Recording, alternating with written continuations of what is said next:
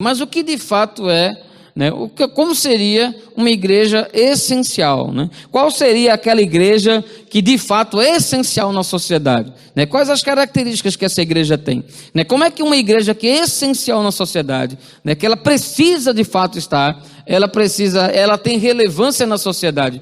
Quais são as características dessa igreja? Então eu convido os amados a abrirem suas Bíblias em um texto maravilhoso, que nós já tivemos a oportunidade diversas vezes de fazer menção, de estudarmos, mas eu entendo que é extremamente oportuno pensarmos nesse texto no dia de hoje, né? Pensando nesse tema, uma igreja essencial. Como seria uma igreja essencial nos moldes daquilo que Deus ele propõe para nós, daquilo que é apresentado nas Escrituras? Atos, no capítulo 2, o versículo de número 42 ao versículo de número 47. Essa porção do texto sagrado, ela traz algumas verdades interessantes na atitude da igreja no período após, né, a subida, né, a assunção de Jesus aos céus, né? Como foi o dia a dia daquela igreja, como foi a realidade daquela igreja após a vinda de Cristo, como a igreja ela se comportou nesses dias, né? E qual foi o caminho que a igreja acabou seguindo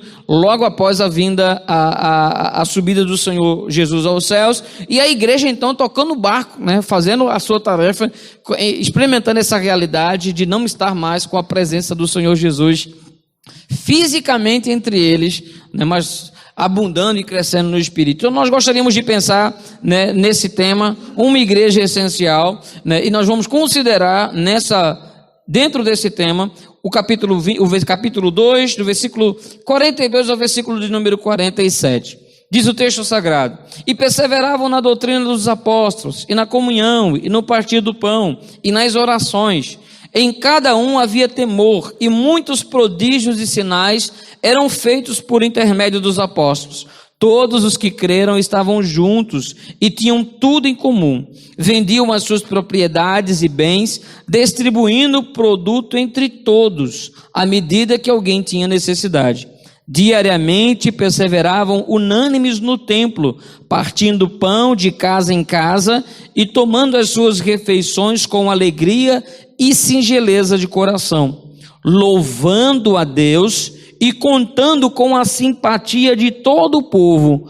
Enquanto isso, o Senhor acrescentava à igreja dia a dia os que iam sendo salvos. Amém? Que Deus aplique sua palavra aos nossos corações. Nós vemos nesse texto, meus queridos, uma igreja relevante, uma igreja que fez diferente no Novo Testamento, e nós começamos a observar que aquela igreja que marcou, né, aquele período, que marcou a era dos apóstolos, né, que mostrou algumas características que nós também como igreja, se desejamos ser uma igreja essencial, se desejamos ser uma igreja que faça diferença nesse bairro, se desejamos ser uma igreja que faça diferença nessa cidade, quais as características que eu preciso ter como igreja? Que características é essa que de fato me levarão a ser uma igreja que precisa estar aberta, que precisa anunciar e proclamar a palavra de Deus? Que igreja é essa? Quais as características, né? Como é a atitude dos membros dessa igreja? Que igreja ela é imprescindível? Que igreja é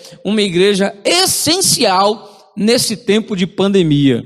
Uma igreja essencial para o tempo da pandemia. Podemos afirmar, meus queridos, que uma igreja essencial para os tempos de pandemia é uma igreja que tem prazer de crescer e de se dedicar na doutrina dos apóstolos. Em outras palavras, uma igreja que é essencial para viver esses tempos que nós estamos vivendo, é uma igreja firmada na palavra de Deus, é uma igreja construída, alicerçada, onde todos os membros são motivados a viverem a palavra. Nós sabemos que todos nós estamos vivendo a vida espiritual em uma escala diferente, mas uma igreja essencial para estar nesses últimos dias, marcando esse período de pandemia, é uma igreja que se dedica a conhecer e a viver a doutrina do Senhor Jesus, a conhecer, a aprender e a conhecer a palavra de Deus. Não há possibilidade alguma, meus queridos, de sermos uma igreja forte, de sermos uma igreja relevante,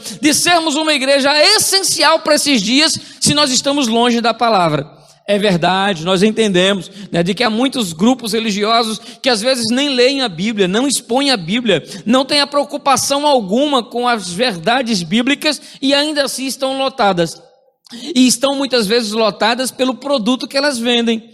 Estão muitas vezes lotadas porque não tratam as pessoas como de fato o Senhor espera que elas sejam tratadas, porque muitas vezes elas estão lotadas não porque as pessoas estão sedentas de Deus, mas porque as pessoas estão sedentas de terem as suas vontades satisfeitas, realizadas, né? Então elas encontram na igreja um grande, aquele mágico lá, né, do filme do Aladim, né, o gênio que está pronto a satisfazer os seus desejos, mas a igreja não é uma lâmpada.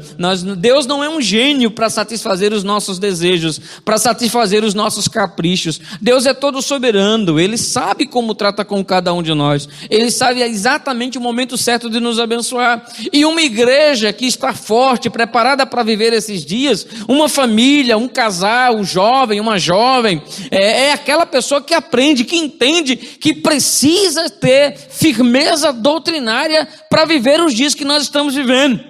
Quem lê Bíblia sabe muito bem o período que nós estamos vivendo. Quem lê Bíblia, quem tem prazer na doutrina dos apóstolos, quem tem prazer de entender as verdades do Evangelho, eles não se enganam com qualquer vento de doutrina. Eles estão alerta, vigilantes em relação às falsas profecias, em relação a pessoas que surgem no meio com palavras muitas vezes suaves e que levam uma multidão diante dele. Mas aqueles que amam de fato a palavra, aqueles que procuram de fato ser alguém que de fato tem levado o exemplo de Cristo, elas vão priorizar a palavra. Então a sua igreja tem priorizado a palavra, né? O seu marido tem priorizado a palavra, a sua esposa tem priorizado a palavra, né? Os seus pais têm priorizado a palavra, os seus filhos têm sido ensinados a priorizarem a palavra.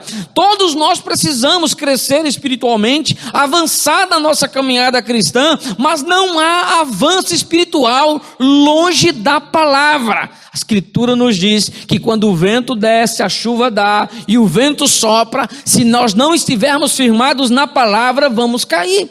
Vamos cair, e grande é a sua queda, diz as Escrituras, porque se estivermos firmados na areia, e na areia todo tipo de novidade, todo tipo de modismo, nós não vamos ter consistência. Pode ter até uma boa construção, mas se não tiver uma base sólida, sobre um solo sólido, nós iremos destruir a nossa vida e tudo aquilo que nós temos investido.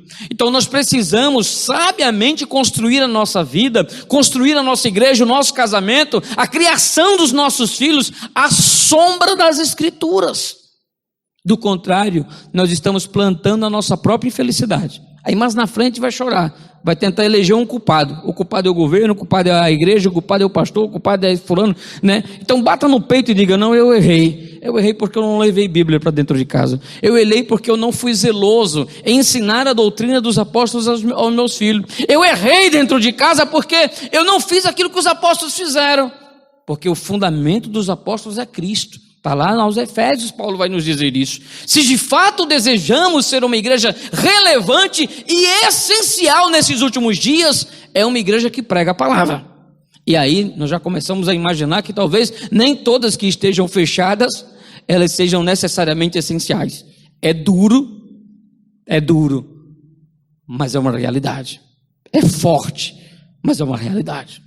Mas a igreja que é de fato relevante é uma igreja que é ensinada a viver sobre a palavra, à luz da palavra, à sombra da palavra.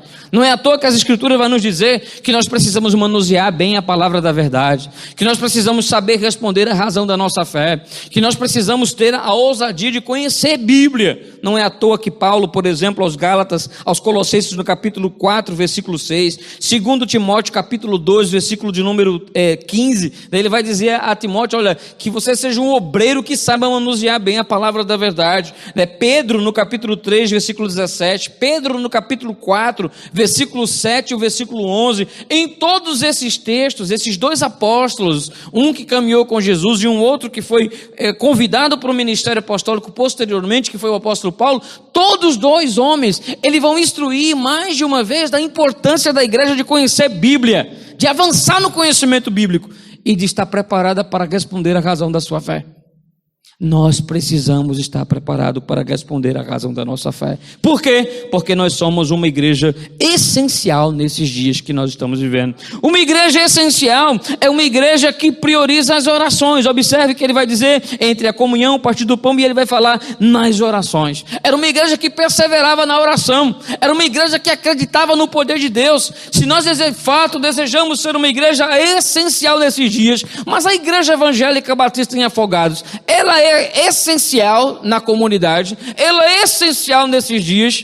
Qual a importância que nós temos dado à oração? Será que de fato nós acreditamos na intervenção de Deus no curso da história? Será que nós acreditamos na intervenção de Deus guiando a história da humanidade e guiando também a nossa história? Será que de fato nós acreditamos de que Deus está no controle de tudo, mesmo quando aparentemente tudo saiu do controle, né? E quando aqueles que aparentemente falam com tanta convicção têm as suas palavras posteriormente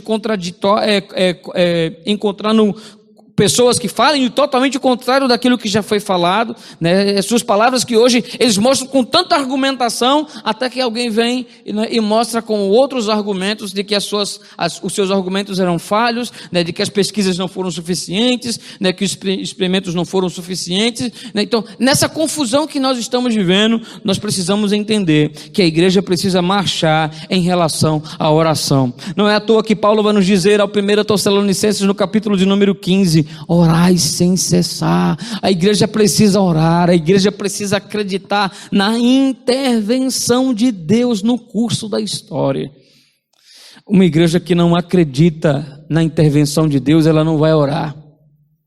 E sabe por que algumas pessoas, né, às vezes as pessoas dizem assim, porque as pessoas se afastaram da igreja, as pessoas esfriaram na fé, né? Antes de esfriar na fé, antes de sair da igreja, ele primeiro deixou de orar. Antes de cair em pecado, antes de adulterar, antes de sentar na mesa de um bar, antes de fumar os primeiros tragos de droga, né, a primeira droga ilícita, antes de fazer qualquer coisa, primeiro ele deixou de orar.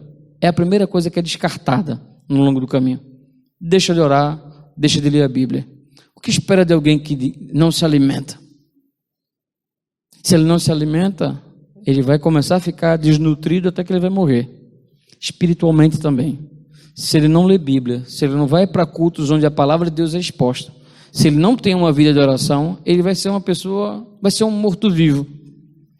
Ele vai estar em estado de desnutrição espiritual. E o que é que vai esperar?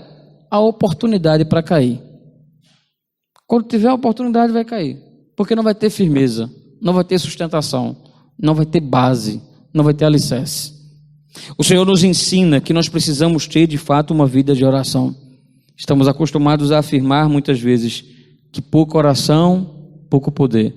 Muita oração, muito poder. Que de fato isso seja uma realidade. Nós não conseguiremos passar nesse período que nós estamos vivendo, e nós vamos passar em nome do Senhor Jesus, e a igreja vai entender todo o processo que nós estamos passando.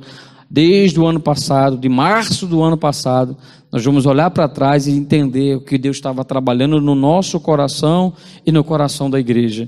E nós vamos entender como nós precisamos orar. Orar para que Deus nos sustente financeiramente, para que Deus nos sustente emocionalmente e para que Deus nos sustente espiritualmente. Precisamos entender que uma igreja relevante, uma igreja que precisa existir dentro de uma comunidade, é uma igreja que tem temor. A Escritura nos diz no versículo de número 42, em cada alma havia temor. E o mais triste é constatarmos que no coração de muitos crentes da atualidade parece que o temor não mais existe.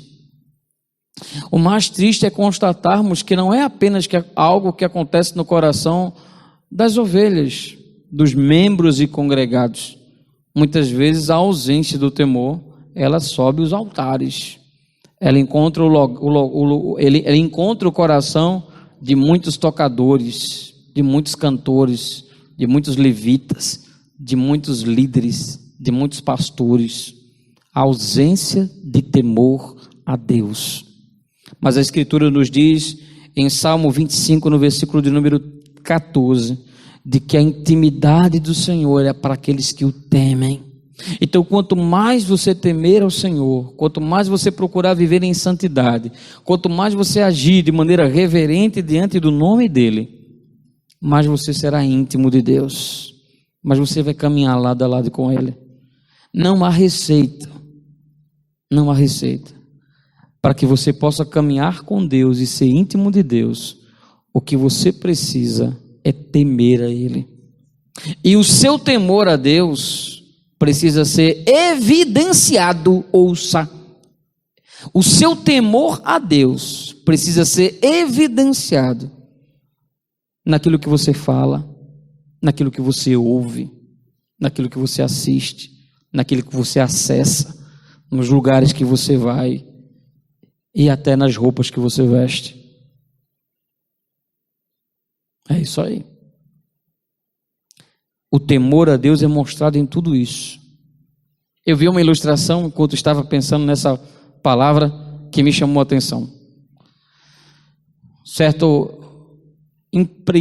Um certo construtor, né, ele recebe a empeleitada de fazer a construção de uma grande mansão.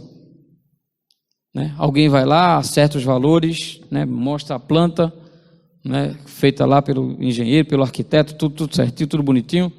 Né? E aquele construtor começa a colocar em prática, né? Ele tem uma equipe, né? O nome desse construtor, né, que era esse empeleiteiro, era Maurício, né? Também era pastor, né? E ele começa a fazer aquela grande casa, né, pastor Maurício? Mas esse é diferente do pastor Maurício, né? Esse construtor é diferente, né? Ele começa a construir tudo, né? Começa tudo a fazer tudo do jeito que estava lá, né? E até que ele encontra um amigo, né? Foi levar uma carga de areia, uma carrada de areia, né, para terminar a construção. E o cara disse: rapaz, tu precisa ver essa mansão. Quando ela estiver pronta, vai valer mais ou menos quase uns 6 milhões. Quase uns 6 milhões. Né? E de repente começa a ver, né? E começa a mostrar tudo lá na casa, e o jardim e tudo. E depois que começa a olhar tudo, ele começa a dizer: rapaz, olha, isso aqui é tudo de primeiro. Começa a dizer todo o material que foi usado. Isso aqui é tudo de primeiro. Isso aqui é... Né? Começou a dizer da argamassa que foi utilizado, né? Do tipo da textura que foi utilizado, né? Do porcelanato que foi utilizado, né, das torneiras, tudo, começa a dizer de onde tudo veio, a madeira das portas, né, tudo. Aí o cara diz: puxa, você conhece de muita coisa, você fez tudinho. Quem é o dono da casa? Rapaz, eu não sei o dono, não sei quem é. Fui contratado para fazer, estou fazendo, mas na verdade eu não sei para quem é. Não sei para quem é. Né? Só sei que vai mais ou menos 6 milhões, mas não sei para quem é. Eu não sei para quem é. Então, aquele homem até conhecia da casa, até estava ajudando. Estava ajudando a casa a ficar bonita, né? Mas não sabia para quem estava fazendo, né? Então, às vezes dentro da igreja as pessoas são tentadas a agirem como aquele construtor, né? Vai ser zeloso, fazendo tudo bonitinho, tudo certinho, mas se perguntar quem é o dono da casa, ele diz: rapaz, eu não sei, estou fazendo tudo certinho, né? Estou pregando, estou fazendo tudo, estou visitando, mas quem é o dono da casa? Não sei. Não sei não quem é o dono da casa. Fui contratado para fazer, eu estou fazendo, mas o dono da casa mesmo eu não sei não. Conheça o dono da casa, conheça Jesus. A Bíblia nos diz que a vida eterna é resultado de eu conhecer a Deus. Está lá em João capítulo 17, versículo 3. E a vida eterna é essa: conhecer a Ti como o único Deus verdadeiro e a Teu Filho Jesus, a quem Tu enviaste. Então não há vida eterna sem conhecer a Deus. Você conhece a Deus? Que impacto o fato de você conhecer a Deus tem sobre a sua vida?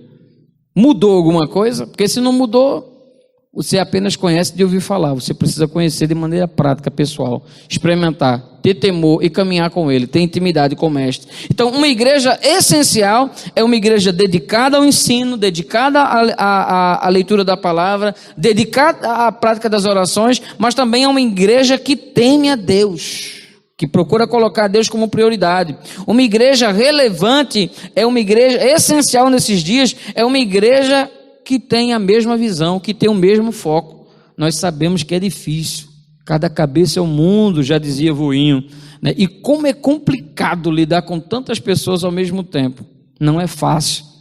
Mas a igreja, que é resultado do novo nascimento, elas precisam ter uma única visão, um único objetivo. Elas precisam buscar dia após dia e estar em um patamar que possam estar caminhando juntos para Canaã celestial. E para que isso aconteça, o nosso coração precisa ser trabalhado. E muitas vezes os nossos conceitos e preconceitos precisam ser colocados de lado, para que a vontade de Deus prevaleça na nossa vida. Uma igreja que está unida é uma igreja que entende as imperfeições um do outro, mas que não se coloca como juiz, como por exemplo a devocional que eu coloquei hoje. Porque nenhum de nós podemos julgar um fato, alguém, apenas por aquilo que nós estamos vendo.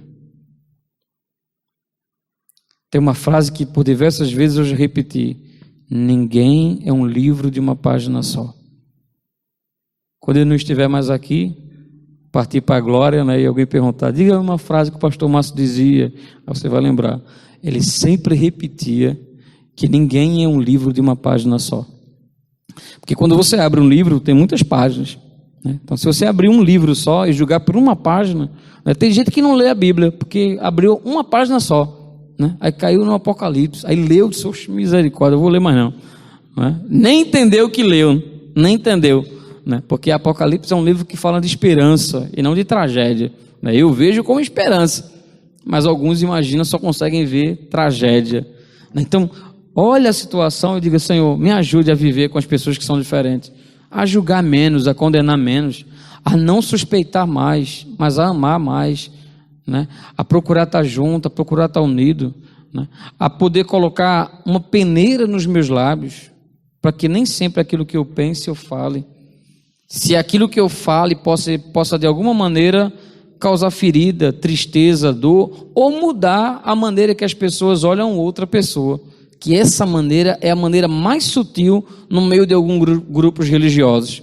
As pessoas acabam de maneira sutil fazendo um comentário suave, que faz as pessoas começarem a olhar, as pessoas que às vezes não têm uma certa maturidade, olhar o outro de maneira diferente. Começa a olhar o outro pela ótica do cara, que não teve experiência nenhuma, mas de tanto ouvir falar, começa a olhar a pessoa, né? Detalhes que nunca foram observados, passam a ser observados, quando tem alguém do lado que começa a induzir as pessoas a enxergar, né? Enxergar aquilo que não vai edificar, que não vai avançar e que na caminhada espiritual não interfere em nada.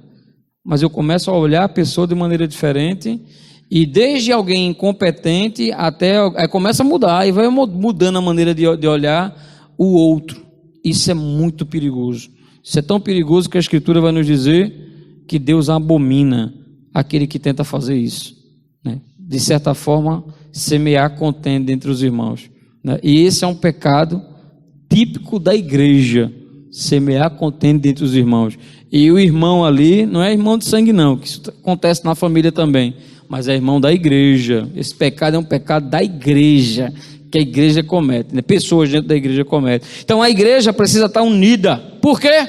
Porque quão bom e bom suave é que os irmãos vivem em união. Salmo 133. Uma igreja essencial nesses dias é uma igreja que entende a importância de estar unida, que a alegria do outro, né, que uma vitória do outro é motivo de alegria para mim, né? Que eu não preciso ter, eu não alimento, nós não podemos alimentar no nosso coração inveja, né, um sentimento faccioso, porque o outro conseguiu avançar em áreas que eu não consegui avançar, né? Então eu tenho que me alegrar, né? Se eu não posso ter filhos, eu tenho que me alegrar, né, pela gestação da Júlia e do André, pela gestação da irmã Alcione. Eu tenho que me alegrar diante das vitórias dos outros, né? Diante de cada conquista, de cada passo que é dado. Eu não posso permitir que o meu coração seja o palco da inveja, né, da maledicência, nunca. Mas eu tenho que me alegrar com as conquistas dos meus irmãos, porque a união também faz parte disso. Uma igreja essencial é uma igreja que vê a situação das pessoas ao seu redor e tem interesse em ajudar. É uma igreja solidária. Essa é uma igreja essencial para viver nos nossos dias. Uma igreja que se preocupa com o outro, né? E quando a gente imagina logo, quando a gente fala assim, uma igreja que se preocupa com o outro, vem logo na nossa mente uma cesta básica, né? Vem logo na nossa mente um sopão, mas a cesta básica acaba. O sopão só dura aquele momento, algumas horas depois a fome vai chegar. Então, uma igreja que de fato é solidária é uma igreja que tenta, de alguma maneira, mudar a condição social do indivíduo, mudar a condição cultural do indivíduo, pelo menos incentivar. Não estou dizendo que não possa ser feito isso, deve ser feito isso, mas uma igreja essencial é uma igreja que ensina as pessoas a pescar e não sempre dá o peixe. Uma igreja solidária é uma igreja que ama, que ajuda, que levanta, é uma igreja que está pronta sempre a ajudar, mas não está pronta a tornar pessoas totalmente passivas. Mas uma igreja solidária é uma igreja que ensina as pessoas a reagirem diante das crises financeiras e também emocionais, porque a igreja precisa ser solidária com aqueles não apenas que sofrem financeiramente nos nossos dias, a questão da sopa, a questão da cesta básica. Tem muita gente sofrendo emocionalmente, que também precisam ser amparadas e socorridas. E às vezes a igreja olha tanto para um lado, é tão forte nesse assistencialismo, através dessas doações, que se esquece, né, de que dentro dali tem uma alma, né, que está arrasada emocionalmente, né, que precisa também de ajuda e de acompanhamento. Uma igreja essencial é uma igreja que está pronta a ajudar, que está pronta a amparar, que entende que é melhor dois do que um. Por quê? Porque se um cair, o outro levanta. Uma igreja relevante, uma igreja essencial nos nossos dias é uma igreja atuante, é uma igreja que não para, que nada para ela. Se não pudesse reunir no templo, as casas é um bom lugar, né? Se não pudesse reunir num grande grupo, a tua esposa, o teu esposo, os teus filhos é um lugar onde a igreja está lá reunida e que pesa sobre a tua responsabilidade preparar a palavra, louvar, cantar e orar com os teus filhos e com a tua família. Dessa igreja aí, você não pode culpar absolutamente ninguém. Dessa igreja aí, o único responsável é você, mas ela não para. Essa igreja aqui era uma igreja tão atuante que ela todos os dias estava no templo, mas também ela se reunia de casa em casa, partia o pão, estava junto. Então, a igreja não para, independente do que aconteça. É uma igreja atuante. Era uma igreja que diariamente estavam unânimes, que havia alegria, que havia singeleza no coração e que continuavam no templo. No templo. A igreja não deixou de ir ao templo. O templo ainda era considerado um lugar de adoração. Eles iam orar, inclusive, no templo. No capítulo 5, no capítulo 5 do livro de Atos vai falar isso, né? Eles iam indo no templo. Então mantiveram o templo, né? Para aqueles que dizem que o templo acabou, que não há necessidade de templo, que não há necessidade de se reunir. Então encontra outro texto, mas na Bíblia fica difícil provar isso, porque após a subida de Cristo, a igreja todos os dias estava no templo, e não estava no templo apenas para fazer proselitismo entre os judeus, estava no templo para a hora da oração, para orar e para buscar também. Não estavam mais fazendo as práticas judaizantes que lá se fazia, mas ainda era um lugar visto como referencial, e não há um texto que diga o contrário. Nós podemos entender que a igreja relevante é uma igreja que cai na graça das pessoas. As pessoas olhavam para aquela igreja e via que havia algo de diferente. Aquela igreja caía na simpatia do povo. As pessoas olhavam para aquela igreja e via que tinha algo diferente. E é esse sentimento que precisa inundar os nossos corações e a nossa vida. Essa igreja essencial é uma igreja que o mundo vê que ela é diferente. Aquela igreja é diferente. Aquela igreja canta de maneira diferente. Aquela igreja anda de maneira diferente. As programações daquela igreja são diferenciadas. As pregações daquela igreja são diferenciadas. Naquela igreja não prega o que a gente quer ouvir, não. Naquela igreja prega o que a gente precisa ouvir. Eu cheguei lá com tanto problema, querendo ouvir de Deus uma palavra, uma palavra que dissesse assim, que me trouxesse um consolo. Aí Deus vem e me traz uma palavra de correção, mas é porque Deus fala justamente aquilo que a gente precisa ouvir. E a gente precisa entender que muitas das coisas que nós passamos, muitos momentos tristes que nós passamos na nossa vida, são resultado das nossas próprias escolhas. E que só serão resolvidas não com um plim de Deus, mas com uma atitude nossa, do nosso coração, de se converter dos seus maus caminhos, de buscar a Deus, de procurar ver uma vida de obediência, firmado na palavra, sem se desviar nem para a direita e nem para a esquerda. Uma igreja essencial nesses últimos dias é uma igreja que cresce sem precisar utilizar artifícios humanos para o crescimento. Uma igreja que cresce de maneira sadia é uma igreja que quem dá o crescimento é Deus. Paulo planta, Apolo rega, mas quem dá o crescimento é Deus. Nós não precisamos de artifícios humanos para atrair as pessoas à igreja.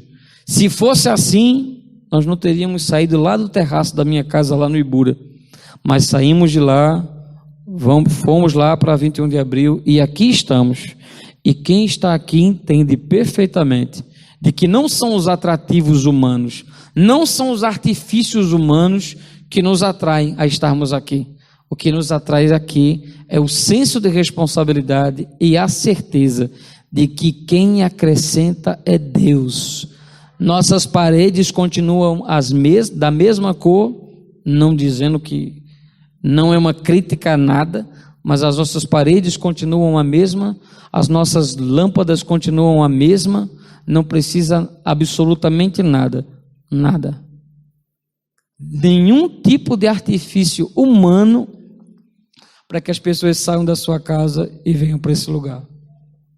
Que Deus nos abençoe, que Deus nos proteja até chegar nos nossos lares, e que você entenda, essa igreja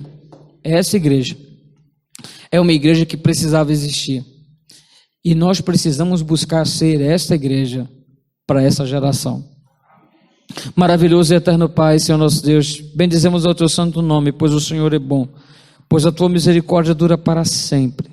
Te louvamos pela palavra que foi ministrada e te pedimos humildemente que o Senhor esteja trabalhando nos nossos corações de maneira individual, como família, como casal e como igreja, a fim de fato estarmos nos preparando para ser uma igreja que marque essa geração e que seja essencial nessa comunidade.